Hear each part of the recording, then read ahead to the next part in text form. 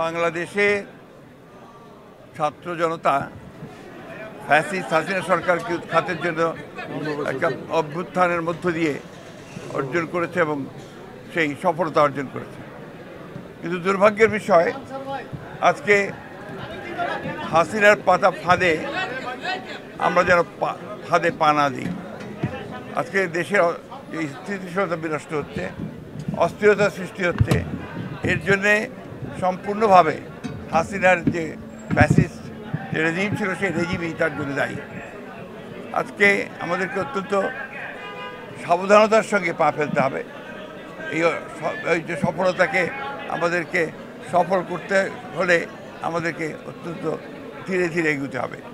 একটা অন্ধকারকে দূর করতে আর একটা অন্ধকারকে দূর করা যায় না, তাকে আলো দিয়ে দূর করতে হয়।